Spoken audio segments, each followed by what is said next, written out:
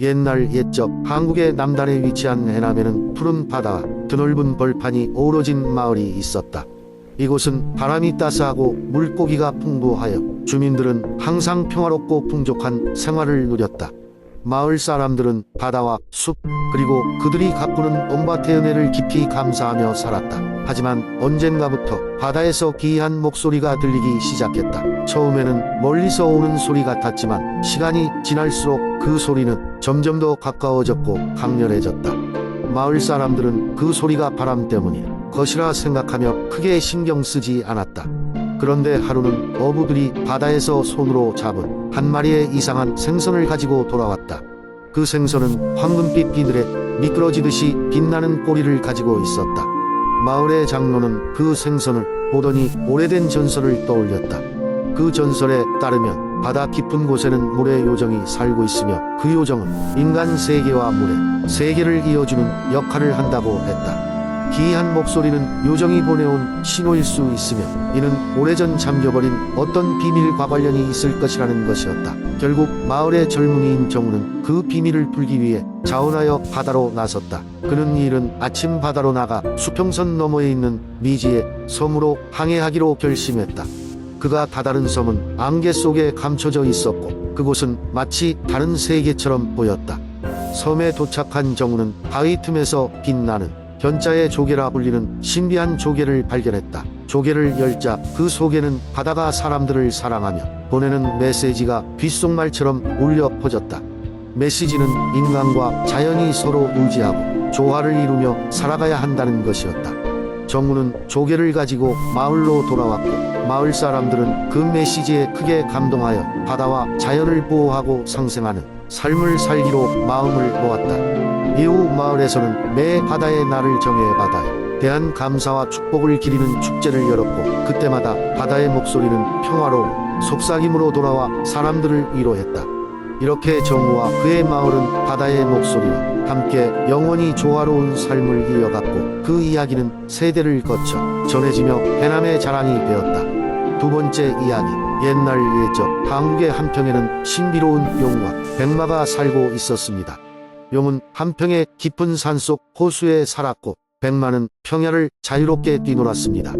이들은 언제나 영혼이 다 서로 존재를 알아보았으나 만나본 적은 없었습니다. 한평의 사람들은 용에 대한 전설을 두려워하였기에 산 속 깊은 곳으로는 좀처럼 발길을 들이지 않았습니다.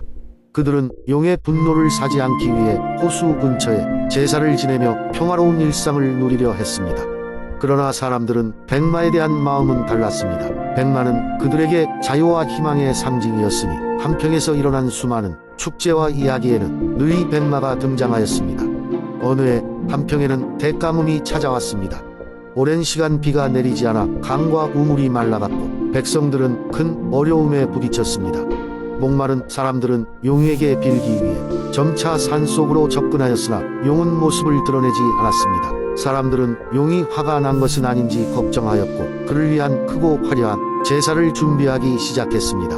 하지만 제사가 시작될 즈음 하늘에서 큰 번개가 치고 천지가 흔들리더니 용이 모습을 드러냈습니다. 거대한 눈으로 사람들을 내려다보며 용은 자신의 결백을 주장했습니다. 나는 비를 다스리지만 하늘의 뜻을 거스를 수는 없다. 허나 너희에게 올바른 길을 알려줄 자가 있을 테니 그것을 믿고 찾으라. 용은 자신의 갈기에서 에메랄드의 하나를 뽑아냈습니다. 이 돌을 지니면 바른 길이 보일 것이다. 용은 그렇게 말하며 산으로 돌아갔습니다. 용의 말에 따라 사람들은 에메랄드를 지니고 한평 전역을 돌아다녔습니다. 그러던 중 한 소년이 백마를 찾아내어 에메랄드를 백마의 이마에 맞췄습니다. 그러자 백마의 눈이 빛나며 소년을 바로 보고 속삭였습니다. 용은 진실을 말했다. 비를 내리게 할 힘은 나에게 있다. 그러나 그것은 용보다 마음의 순결함이 더 중요하다. 백마는 용보다 어린 생물처럼 보였지만 나이가 오래되어 지혜로운 존재였습니다. 백마의 말에 따라 소년은 한평 사람들에게 백마의 가르침을 전했습니다. 사람들은 비로소 마음속에 진실과 순결에 대해 깊이 생각하기 시작했습니다. 진심으로 이웃을 배려하고 자연을 소중히 여기며 마음속에 욕심을 비워나갔습니다. 그러자 정말로 비가 내리기 시작했습니다. 비의 은혜로 한평은 다시금 풍요로워졌고 사람들은 용과 백마를 존경하며 그들의 가르침을 이어갔습니다. 용은 더 이상 사람들 앞에 모습을 드러내지 않았으나 백마는 가끔씩 평야를 달리며 아이들과 놀았습니다. 그 후로도 한평은 자연과 사람, 동물이 조화롭게 살아가는 고장으로 알려지게 되었습니다. 용과 백마의 전설은 한평 사람들의 마음 속에서 깊이 간직되었습니다. 세 번째 이야기. 옛날 옛적 양평의 한적한 마을에는 아름답고 신비로운 숲이 자리 잡고 있었다. 마을 사람들은 그 숲을 마법의 숲이라 불렀다. 숲에서는 낮에는 반짝이는 햇살이 나무 사이로 쏟아져 들어오고 밤에는 별들이 내려와 속삭이는 듯한 소리가 들리곤 했다. 이 마을에 사는 어린 소년 민수는 숲에 대한 수많은 이야기들을 듣고 자랐다. 그 이야기들은 숲속에 사는 요정들과 신비한 생명체들에 대한 것이었다. 어느 날 민수는 드디어 마음을 굳게 먹고 그 신비한 숲을 모험해 보기로 결심했다. 손에는 할머니가 손수 만들어 주신 견과로 가득 찬 주머니를 들고 발걸음을 숲으로 옮겼다. 숲으로 들어서자마자 민수는 숲의 매혹적인 경치에 놀라움을 감추지 못했다. 그리고 그곳에서 처음 만난 것은 조그마한 요정이었다. 요정은 자신을 라일락이라 소개하면서 민수가 처음으로 이 숲에 온 마을 사람이라고 말했다. 라일락은 민수를 반갑게 맞이하며 숲의 비밀스러운 장소들을 안내하겠다고 했다. 라일락과 함께 깊은 숲 속으로 들어가자 민수는 환상적인 장면들을 마주했다. 첫 번째로 그들이 도착한 곳은 반딧불 호수였다. 호수 위에는 수천 마리의 반딧불들이 춤을 추며 하늘을 수놓고 있었다. 민수는 그 황홀한 광경에 매료되어 호수에 차가운 물에 발을 담글 수밖에 없었다. 라일락은 이곳이 요정들이 가장 좋아하는 장소라며 웃었다. 그 다음으로 그들은 속삭이는 나무들을 방문했다. 이 나무들은 바람이 불 때마다 부드러운 음악 소리를 내며 자연의 멜로디를 연주했다. 민수는 나무 아래에 앉아 눈을 감고 그 소리를 마음 깊이 새겼다. 라일락은 나무들이 전하는 이야기를 들으면 숲의 과거와 미래를 알 수 있다고 말해주었다. 민수와 라일락은 날이 어두워질 때까지 숲을 돌아다니며 신비한 생명체들과 친구가 되었다. 그들은 보라색 갈기를 가진 술로 날개 달린 여우등을 만났고 모두 민수를 환영해 주었다. 민수는 그들과의 시간을 결코 잊을 수 없을 것이라며 모든 것을 가슴 깊이 간직하기로 했다. 해질녘이 되자 민수는 마을로 돌아갈 시간이 되었음을 깨달았다. 라일락은 민수에게 언제든지 숲을 방문해 달라고 이야기했고 민수는 고마운 마음에 할머니가 만들어 주신 견과를 요정들과 친구들에게 나누어 주었다. 작은 선물에 요정들과 친구들은 기뻐했고 서로 따뜻한 인사를 나눈 후 민수는 마을로 돌아왔다. 마을 사람들은 숲속의 이야기를 듣고 마법의 숲에 대한 경이로움을 가슴속에 품었다. 민수는 이제 마을 사람들 사이에서 숲의 친구로 불리게 되었고 그가 숲에서의 이야기를 이야기할 때마다 사람들은 그들의 가슴 속에 숲의 신비로움을 담고 또 다른 날의 모험을 기대하며 잠자리에 들었다. 네 번째 이야기의 딸 밀양 지역에는 구름다리라는 신비로운 다리가 있었다. 이 다리는 밀양의 산속 깊은 곳에 위치해 있어 아무나 쉽게 찾을 수 없었던 숨겨진 곳이었다. 사람들은 이 다리에 대한 다양한 전설을 전해왔는데 이 다리를 건너면 소원이 이루어진다는 이야기가 가장 유명했다. 전설에 따르면 밀양에 어느 가난한 농부가 있었다.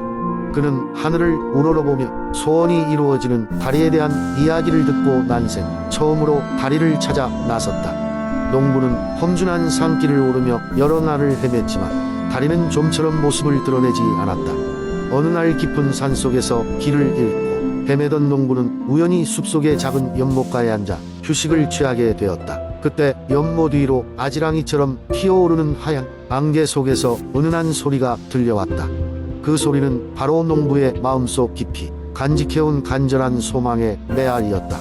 가족이 행복하고 건강하게 살기를 농부는 두 손을 모으고 간절히 기도했다. 그 순간 농부 앞에 신비로운 길이 펼쳐졌다. 그것은 바로 구름다리였다. 다리의 양끝은 보이지 않았고 마치 구름 위를 걷는 듯한 착각을 불러일으켰다. 농부는 마음을 다잡고 다리 위를 걷기 시작했다. 걸음을 내디딜 때마다 그의 발밑에서 부드러운 빛이 피어오르며 그를 감싸주었다. 다리를 다 건넌 뒤 농부는 밀양에 또 다른 마을로 나와 있었다. 그런데 신기하게도 그곳의 사람들은 농부를 오래된 친구처럼 반갑게 맞아주었고 그곳에서의 생활은 꿈처럼 순조로웠다. 가족들도 점차 그곳으로 모여들었으며 농부의 소망이 이루어진 듯 했다. 그 후 농부는 그 구름다리에 대한 이야기를 전하지 않았다. 아니, 전할 수 없었다. 그가 다시 그 다리를 찾아가려 해도 다리는 다시 모습을 드러내지 않았기 때문이다. 그렇게 농부는 밀양의 소박한 마을에서 행복한 나날을 보내며 살았다. 세월이 흘러 농부의 이야기는 점차 전설이 되었고 구름다리의 존경은 밀양의 신비로 남았다. 그리고 사람들은 오늘도 한 번쯤은 밀양의 산속 깊은 곳을 찾아 자신만의 소원이 담긴 다리를 만나려 한다. 전설은 그렇게 끝나지 않은 이야기로 오늘도 누군가의 마음속 어딘가에 살며시 자리 잡고 있다. 다섯 번째 이야기. 옛날 옛적 아름다운 자연과 평화로운 사람들이 사는 한국의 옥천이라는 마을이 있었습니다. 이곳에는 모든 비밀을 간직한 신비로운 연못이 있었는데 마을 사람들은 그곳을 마법 연못이라 불렀습니다. 연못은 신비한 힘을 가지고 있었고 사람들의 염원을 들어주는 곳으로 유명했습니다. 마법 연못은 마을의 깊은 산속에 자리 잡고 있었으며 무성한 숲과 맑은 공기 덕분에 사람들에게 신성한 장소로 여겨졌습니다. 어느 날 마을의 한 소년은 호기심에 사로잡혀 연못을 찾아갔습니다. 소년의 이름은 민준이었고 그는 자신의 병든 어머니를 위해 마법의 물을 얻고자 했습니다. 민준은 연못가에 도착하자마자 연못의 물살이 조용히 고동치며 빛나는 것을 발견했습니다. 연못에는 전설처럼 오래된 나무가 뿌리를 내리고 있었고 그 나무는 사람과 대화할 수 있는 힘을 가졌다고 전해졌습니다. 용기를 낸 민준은 나무에게 다가가 작게 인사를 건넸습니다. 나무는 부드러운 바람처럼 속삭이며 민준의 이야기를 들었습니다. 나무는 이렇게 말했습니다. 너의 믿음과 사랑이 너의 어머니를 구할 것이다. 연못의 물은 흔한 물이 아니니 진정한 마음과 목적을 고백한 뒤에야 그 힘을 빌릴 수 있단다. 민준은 나무의 말을 듣고 진정한 마음으로 연못의 소원을 빌었습니다. 저의 어머니가 병에서 회복되게 해주세요. 제가 사랑하는 사람들을 위해 더 열심히 살게 해주세요. 그렇게 말하자 연못에서 은은한 빛이 뿜어져 나오며 물이 맑게 흘렀습니다. 민준은 항아리에 물을 담아 집으로 돌아갔고 그 물을 어머니께 드렸습니다. 며칠 후 기적적으로 어머니의 병은 나았습니다.